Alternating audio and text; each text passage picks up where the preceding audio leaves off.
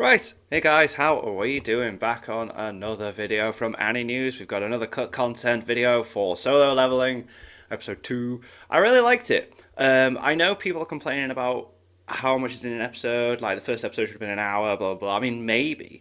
But I really liked this second episode. I felt like the pacing was great for making it tense as the main character was figuring out, bits to do with how to get past this, like, dungeon boss and all the repercussions that could happen if they don't succeed, all that other stuff. And yeah, like I thought it was quite a tense episode. But let's see what was left out, what was changed, maybe added, because there was a few things added in the last one, wasn't there? So yeah, let's get into it. You've heard it before and I'll say it again, but this is what the first episode should have ended on. Yeah, like a lot of people were like, yeah, I think it should have got the hour treatment for the first episode, but. A prologue as captivating as it was entertaining. Despite knowing exactly what was going to happen, I still found myself entranced by the grim situation Sung Jin-woo found himself in. It was the part of Solo Leveling that, to me, differentiated this from every other power fantasy. It's great. Like, the tame substance of last episode definitely could have been perceived as basic, but it was here in episode 2 that we finally got to see what Solo Leveling really has to offer. Mate. We've still just barely scratched the surface, Whoa. but if episode 2 had been combined with episode 1, an opening like that honestly would have felt just as impactful as Attack on Titans or Death Note's. Oh god, yeah, I agree. Yeah, they should have just give it the hour treatment, but. I think it would have captured the attention of a lot more people right from the get-go. The setup to Doom, then tease of what's to come, really was portrayed better than I could have imagined. In fact, a lot of the scenes were a lot more gruesome than how even the manhwa portrayed. Oh really? Wow. And that's just one of the many differences between the manhwa and anime. The Cool. very thing we're going to talk about in this video here. Not only is it a comprehensive review of how the anime was compared to the manhwa though, but it's also a breakdown of the more subtle details left out from the novel. Episode 2, Let's If go. I Had One More Chance, covering chapters 4 to 10 of the webcomic and chapters 4 to 7 of the web novel. Oh yeah, I forgot he's going over the novel as well. That's cool.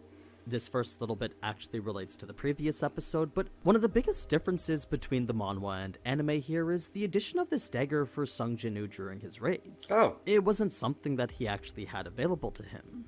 Now, that may not seem like that big of a deal at first, but when you realize the implication is that Sung had done every raid with no weapon at all, it really makes you understand just how courageous he's been. Damn, yeah, it does add a little bit, doesn't it? Like they've taken something slightly away from him then, and given him our weapon, but still, they made it the most minuscule kind of weapon, didn't they? I mean, it's one thing to confront a literal demon when you can use a sword, but to do so with nothing but the hands that you were born with, Oh! well, that's a whole nother feat that requires more than just bravery. Damn. Okay. Yeah. It was all because Sung was committed to saving as much money as possible. Right. He never invested any into buying a weapon because to him he felt it would just end up breaking anyway.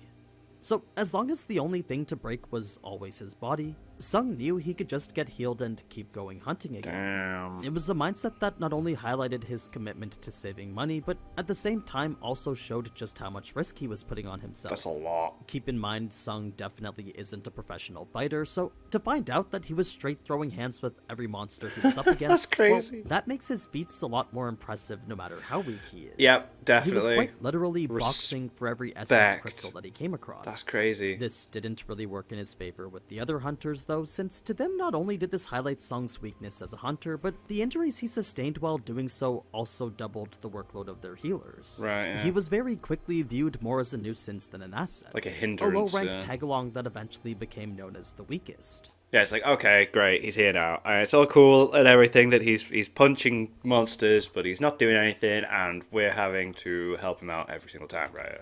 Another subtle difference between the manhwa and the anime was the condescending look the statue quite visibly had over everyone. In the anime, it was more this neutral, I'm just a statue type Yep. face, whereas every panel from the manhwa made it seem like the statue was looking down on them. Oh, right, okay. There was this clear disdain in its gaze here that I feel the anime didn't really capture in the beginning. Yeah. The later smile was a whole different emotion I feel it animated perfectly, but the expressions leading up to that could have been a bit more intimidating. God damn, yeah, like even just that. Yeah, he's constantly got his head up, eyes down, looking at it, whereas it was just a statue in the anime, yeah. Now, it was after the laser beam was fired that of the 16 hunters alive, only 11 were remaining after. Had Sung reacted 1/100th of a second later, then he too would have been on that list of casualties. Damn. It was in the novels that he was about to get back up right after, but just before he could, that's when Mr. Sung prevented him. By using the one good arm he had left, he had forced Sung back down and ordered the rest to do the same. Now, I know that's an order we saw him give in the anime, but by having that additional part where he helps out Sung as well, it really goes to highlight just how much of a veteran he is. Despite losing his arm only a mere few seconds ago, he had quickly composed himself and started looking out for others. He neither descended into panic nor focused solely on himself, but instead continued to lead and focused on everyone else's survival. It was the true mark of someone who's been a hunter for over 10 years now. To continue speaking to that experience, the reason he knew this dungeon was A rank or S rank was because out of all the B rank dungeons he'd done throughout his career, not a single monster had ever been capable of one-shotting someone. Oh. Now that is interesting. Right, okay, so that's why he's right. So he's never seen that happen He before. knew could only happen in the highest ranked dungeons. Right. Since he believed this one to be super easy though, one of the things he mentioned only in the manhwa was that he had thought 3 healers would be more than adequate for this. With one having just been vaporized though, another cowering far away in a corner, then their best Juhi incapable of doing anything anymore. It basically meant anyone who was injured like him was out of luck now. Yeah, I nothing's don't happening. think this was the fault of Songs for not expecting this, but perhaps at least one more experienced healer may have proved valuable here. At the very least, one who wouldn't crack under the pressure like this. There was a bit more freaking out for those who remained after this, then the runner Ju was revealed to be what's called a close combat hunter. These were the types of hunters who possessed far superior physical abilities to regular humans, and as such would always be the ones to jump right into combat. Right. Sung Jinu was one of these as well, but unfortunately for him, he wasn't as blessed as all the other close combat hunters. Now, a subtle change specific to the novels after this was another beam attack that happened right after Sung stood up for the second time. We know this was him testing to see what would happen, but it was the fact it attacked again but only above a certain height that allowed him to reasonably deduce that staying low was the solution here. Right. He was even able to determine that while low they could move as much as they wanted. The anime and manhwa only showed the statue's eyes start to glow, but I think that by having the statue fully attack again, it makes Sung Jinu's jumps in logic make a bit more sense. Right, yeah. What I mean is that he was able to visibly see that the laser would only kill him if he was standing above a certain height, thus reinforcing the notion that his previous assumption was true. This paves the path towards a slightly bigger change because it's here that Mr. Kim starts to be depicted rather differently. He wasn't nearly as passive as he was in the anime or manhwa, but was instead becoming increasingly aggressive the more dangerous things became. So, when Sung had suggested that everyone should bow, it was Mr. Kim who was the first to deny him. Sure, many of the other hunters started cursing him as well, but it was Mr. Kim who was without a doubt the most vocal about it. I mean, in that situation, you would kind of be like, what are you talking about? That thing has got laser beams coming out of his eyes, and you want us to, like, just bow our heads so we can't see what's doing, but... He had even gone so far as to say that if he could stand, he would go and punch Sung just for suggesting that. Oh. This was definitely a response fueled by rage, but for them who'd just lost 6 comrades to the statue, it was absurd to think that they could just disregard that and go and bow to it. Combine that with the fact Sung had no proof to what was essentially a guess, and the result was a group of people just not willing to cooperate. I mean, he was after all the weakest person there, and it was until just recently that most, if not all of them, were looking down on him for that. It was only after Song had mentioned that he would do it that the rest would follow suit, albeit reluctantly. To them, the notion of possibly surviving was far more enticing than whatever prideful resentment kept them from doing so. So, initially nothing had happened the first time around, but that was because everyone except for Juhi was bowing. As you would expect, she was stuck in fetal position and couldn't move regardless of what she wanted. She had forced Sung to have to reposition her himself. Oh, right. An act which would finally bring them into the second phase. A minor thing to note about the religious guy was that he wasn't the academic the anime made him out to be, but instead just a random guy who sung in his local church choir. Oh, right, okay. I'm confident in singing hymns. That's a hell of a lot different than just being like, I used to study blah, blah, let me just do that. Wow. Since that meant praise was something he was familiar with, he believed one of his church hymns might be the answer, resulting in him literally singing to the giant statue walking towards him. The statue had actually come to a full stop right before him, so as a sign that this might actually be working, the man had started singing both louder and more confidently. He had fully embraced the idea that this could very well be the answer. Of course, Sung knew that something was off, because if the rule was to praise the god standing before them, then it wouldn't make sense that hymns praising a Christian god would work instead. Yeah, it has to be him specifically. It was obvious the only outcome was the one where this person got stepped on. Sung did try to turn and help the next girl, but it was before he could even get close that Song would stand in front of him to stop him. You see, to Song it was way too late to do anything for her. The statue was clearly on a mission to kill everyone, and its increasing speed only went to make such a point even more obvious. God. I'm not just talking about a stroll into a moderately paced walk, but instead a walk into a full-on sprint. That's right. In the novel, the statue was described to be running to everyone. Oh, whoa. It was pretty much as if the colossal titan was straight up dashing towards them. Oh my god. Obviously, animating something like that would be rather difficult, but I think just imagining it gets the point across too. Now, a couple other subtle things to mention about the manhwa is the incredibly expressive faces of despair each of the characters were portrayed with. This was definitely a natural product of single panel versus fluid animation, but since we are comparing all cuts and changes here, I figure showing a few would highlight such a difference. Yeah, that's cool. The anime still definitely captured everyone's dread and despair perfectly, but to not show the manhwa's detail would be remiss on my part. There were also a few extra panels showing a lot of the other hunters dying, then Park's flashback was preceded by the fact that he wanted to live the most. It was a belief brought to life by the additional energy he channeled to make himself run faster. But he got cut in Fortunately, half. this brought him the farthest away from the giant statue first, but unfortunately for him, this also made him the target of the other ones. So it was Park's death and the fact the giant statue was right on his ass that Mr. Kim would break down the moment he arrived at safety. They didn't show him get chased in the anime, but in the novels the statue was only 1 or 2 steps away from reaching him. He was without a doubt the next target chosen for elimination by it. Damn, the smile. I'm sure you don't need me to tell you just how stressful such a situation could be, but I'm also sure the relief of seeing the statue stop right in front of you would be equally as satisfying. This was the plethora of emotions Mr. Kim was going through. The statue would then shift its focus to the only 2 people left, and this would lead to Sung running blindly as fast as he could to get away from Like it. it, like The it. reason he ended up at the shield That's my statue face was trying to because finish he off was my so last mile focused when on the I'm running. giant statue that was chasing him, as well as the amount of energy he was channeling into his legs in order to run faster, that he didn't even realize he was going in the wrong direction. Had he been paying attention to his surroundings too, then he would have noticed that there wasn't a single instrument statue left at all. This was the last thing on his mind, though, as the recent attack from the shield left him teetering on the edge of life and death. It was a game he knew he was always playing, but it was this particular moment that he felt he would finally lose. Because the anime, it just went, the shield went down, it was just smoke, you couldn't see anything, and then, like, he's running. Whereas that just shows that it just missed, wow. This was neither mentioned in the novels nor the anime, but in the manhwa it was visualized through a spectral game of tug-of-war. Here we have Sung holding on to the thread of life, yet it's in this moment that it looks as if it's about to snap. Oh, cool. So, as Sung called out to whatever god would listen, he would make it to the singing statue and end the second phase. This wasn't before getting stared down intensely by the statue though, since in the novels the giant god was very clearly angered by this.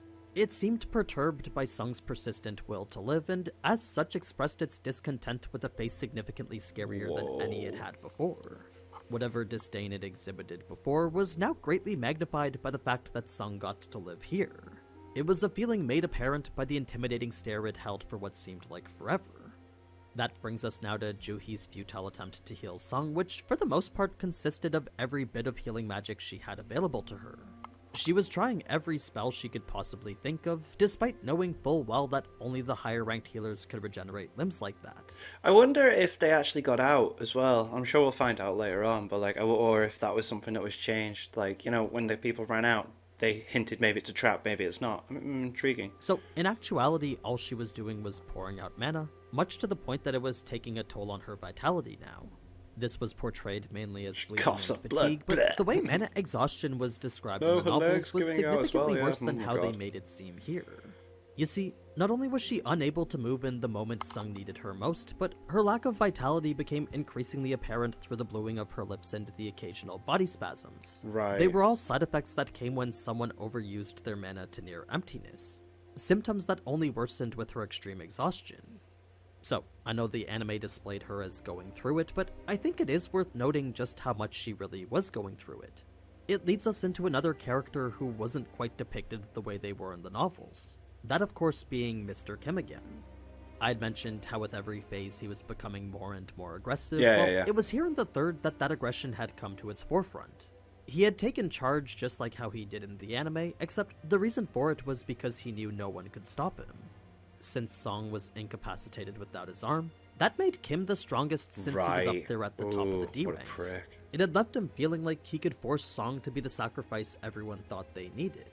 I mean, he was after all the one that guilt-tripped them into opening the doors with him.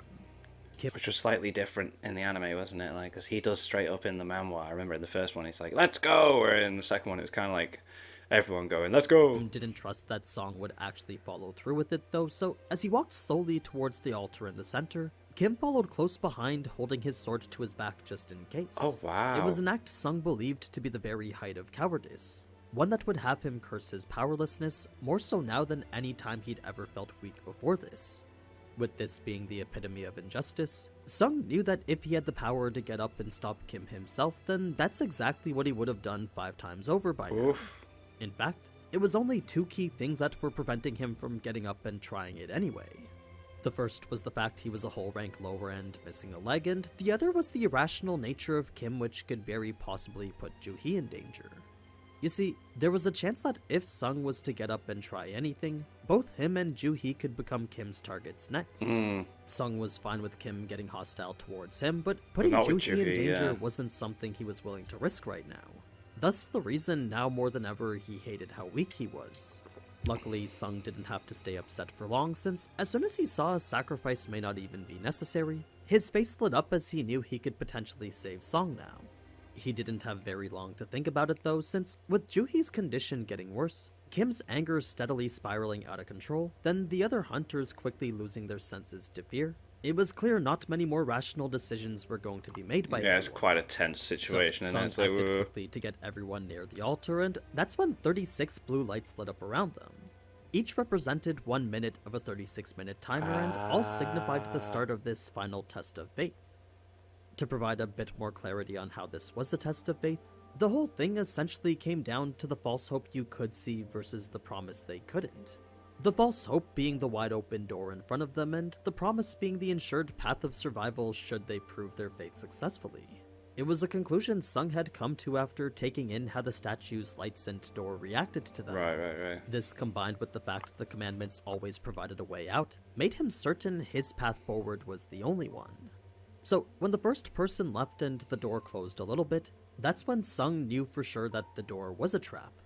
Had they all left the zone when the door had opened, then the door would have closed fully and all of them been trapped forever. Right. It was clear proof that staying put was the only right answer.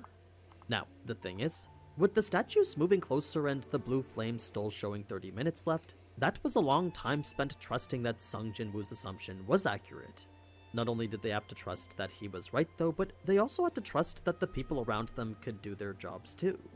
Assuming they were set free after those 36 minutes, they still had to keep their cool and maintain watch throughout all of it. So, the question for everyone then was, do I trust Sung and trust my comrades, or do I succumb to temptation and Just seek out roll. freedom for myself? Yeah, Jesus. It was a question to which the answer would determine whether they could prove their faith or not. Would they trust the god killing them was also one who would let them go, or would they break their faith and look out for themselves? Would they trust their fellow hunters and have faith in their ability, or would they break that too and send them straight to their deaths? The whole thing was kinda like this messed up trolley problem. One where if you pull the lever you can save yourself, but by doing so you're also sending the trolley to kill another person. This was quite the interesting predicament, and it was very enthralling to see the way that everyone slowly but surely started leaning towards pulling the lever. The first girl just cracked under the pressure, but it was the second guy who left shortly after that did so because he could hear the statues moving behind him.